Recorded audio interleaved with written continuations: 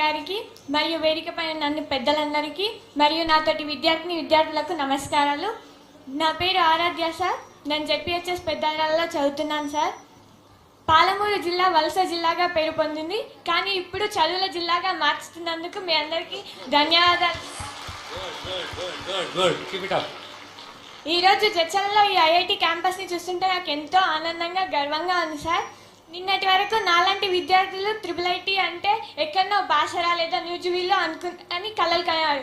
కానీ ఈరోజు మన కళ్ళ ముందే మన మాప్నార్లోనే మన పాలమూరులోనే ఇంత మంచిగా కట్టినందుకు మన ప్రభుత్వానికి మనస్ఫూర్తిగా ధన్యవాదాలు తెలుపుతున్నాను సార్. నాలాంటి విద్యార్థులకు, నాలాంటి గ్రామీణ ప్రాంతం విద్యార్థులకు ఇంత మంచి అవకాశాన్ని, ఇంత మంచి సాంకేతిక విద్యని మరియు ఆర్టిఫిషియల్ ఇంటెలిజెన్స్ వంటి విద్యను అందిస్తున్నందుకు మీకు చాలా ధన్యవాదాలు సార్. నాలాంటి విద్యార్థులను మీరు అందరూ ప్రోత్సహిస్తున్నందుకు మీకు చాలా చాలా ధన్యవాదాలు సార్. ఇంత మంచి అవకాశాన్ని నాకు ఇచ్చినందుకు మీ అందరికీ ధన్యవాదాలు sir. Thank you Aaradhya, thank you. Last is Ujjwala.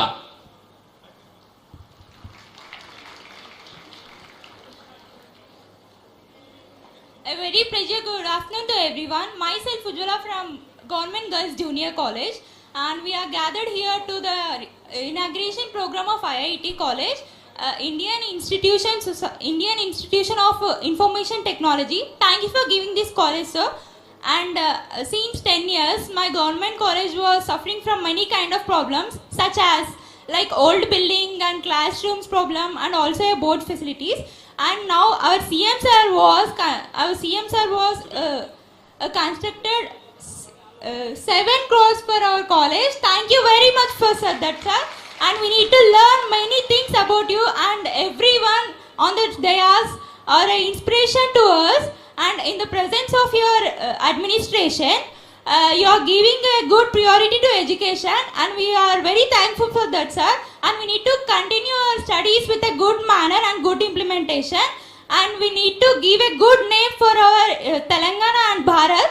And our college was suffering from hostel facility. We don't have a correct hostel, so we are kindly requesting for provide a hostel for us.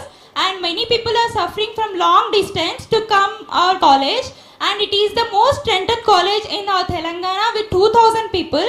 So we are kindly requested for all, sir. And we are very thankful for coming here and presenting your good words, and we are very inspiration to everyone, and you're giving a good inspiration every madam and IAS madam, IPS madam. We need to conclude your speech and we need to follow your words. Please give any kind of words, sir, and I am concluding this speech with this, and thank you very much, sir. Thank you. Afsa, आइए आप. Salaam alaikum. Walaikum salam, sir. Honorable Chief Minister Sri Revant Reddy sir, and all the dignitaries and my fellow students, good morning. I am Afshan from ZPHS Boys Badapalli, a 100-year celebrating school. Sir, what is your journey in this success, sir? So, I know, sir, from your journey from government school walls to the CM seat is a testament to what determination and support can achieve, and what exact initiatives breaking the barriers, sir, with uniform textbooks and digital panels like IFP panels and nutritious midday meals, sir. This is so nutritious and delicious, sir. And in our school, so many improvement is there, sir. In our school, the infrastructure is changed, sir, and teacher training, and so many students get improve in their studies, sir. And in Mehboob Nagar, the IIT Mehboob Nagar is there. I have a dream in IIT Mehboob Nagar. My sister says I am in 7th class. My sister is 10th class. She say I want to join in IIT Basara, but she didn't go in Basara because of 2-3 points are missing there, sir. I have a dream in IIT Mehboob Nagar. I want to join in, sir. Please, you can say, I ask one question, sir. How to get prepare in examination hall, sir? How to? Get prepare and revision in examination hall. Your teachers are there. Sir, if we forget the question, sir, how? If we forget the question. Forget the questions. So you should, what do you call it, freshen up your memory. Okay, sir. So your concentration is important. Okay, sir. Now one beautiful question you have asked the Honorable Chief Minister is, how did you break the barriers? Yes, sir. From a Zilla Parishad high school student Yes, sir. to becoming the Chief Minister of Telangana. Yes, sir. How did you break the barriers? Now Chief Minister is going to answer this. Okay, sir. Thank you very much. It's a wonderful interaction. Now I request the Honorable Chief Minister Revanth Reddy Garu to address the students. Thank you, sir. IIIT Mahabub Nagar ప్రారంభోత్సవ కార్యక్రమంలో పాల్గొన్న సహచర మంత్రివర్గ సభ్యులు, parliament సభ్యులు, శాసన మండలి సభ్యులు, శాసన సభ్యులు, ఉన్నతాధికారులు, ఉజ్వలమైన భవిష్యత్తు కోసం ఎదురు చూస్తున్న IIIT విద్యార్థులందరూ కూడా తెలంగాణ రాష్ట్ర ముఖ్యమంత్రిగా శుభాకాంక్షలు తెలియజేస్తున్నా, అభినందనలు తెలియజేస్తున్నా. స్వతంత్రం వచ్చిన మొట్టమొదటి హైదరాబాద్ రాష్ట్రానికి బూర్గుల రామకృష్ణారావు గారు ముఖ్యమంత్రిగా బాధ్యతలు నిర్వహించిన ప్రథమ ముఖ్యమంత్రి కూడా మహబూబ్ నగర్ నుంచే ప్రాతినిధ్యం వహించిండు. మళ్ళీ 75 సంవత్సరాల తర్వాత we have got that opportunity. We have to utilize this opportunity to create educational institutes and irrigation projects. Our first Prime Minister Pandit Jawaharlal Nehru has said, my top priority, most priority is that education and irrigation. Education is going to solve your problem. Irrigation is going to solve your food security problem. Nagarjun Sagar, Srisailam, SRSP, all these irrigation projects have constructed by Pandit Jawaharlal Nehru. So he has created many irrigation projects and educational institutes.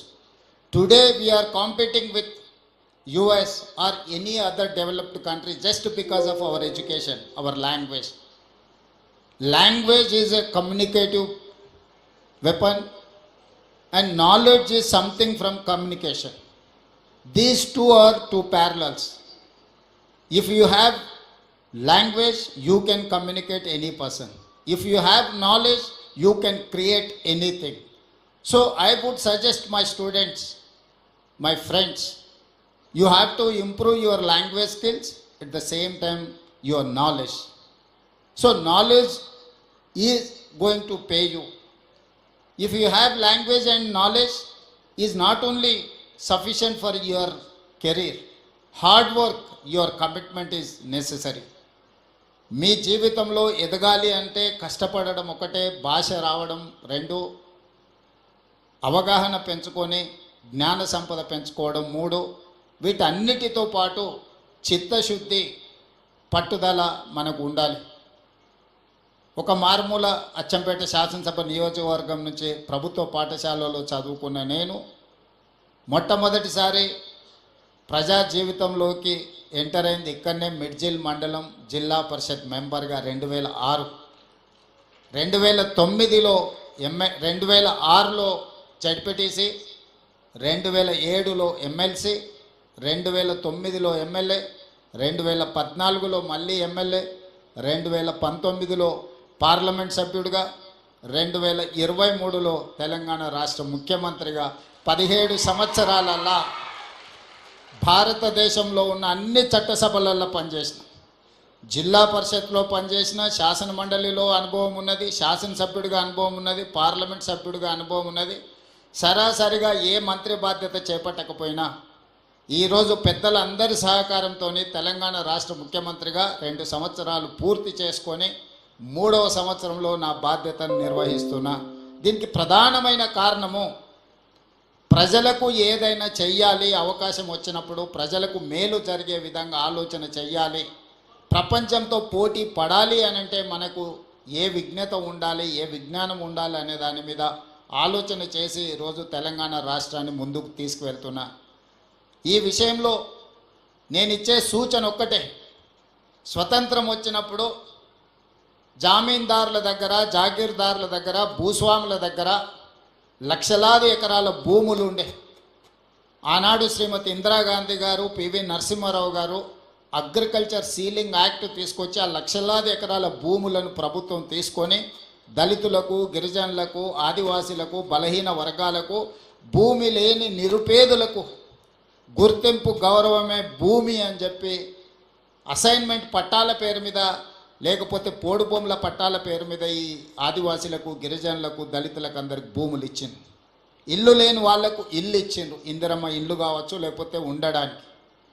ఈరోజు ప్రభుత్వం దగ్గర పంచడానికి భూమి లేదు. మీరందరు గ్రామీణ ప్రాంతాల నుంచే వచ్చిండ్రు. ప్రతి గ్రామంలో ప్రభుత్వ ఆధీనంలో ఉన్న భూమి పేదలకు పంపకాలు జరిగిపోయినాయి. ఇప్పుడు ఏమైనా చేయగలిగితే పేదలకు ఇళ్ల పట్టాలు ఇవ్వాలంటేనే చాలా కష్టమైన పరిస్థితి.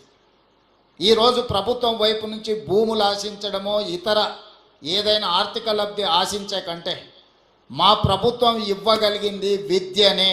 విద్య ఒక్కటే మీ జీవితాలను మారుస్తుంది. విద్య ఒక్కటే మీ తల్లిదండ్రులను ఆత్మ గౌరవంతో తలెత్తుకునే విధంగా ఈ సమాజంలో నిలబెడుతుంది. విద్య రాని వాడు వింత పశువు అని ఎప్పుడో పెద్దలు చెప్పారు.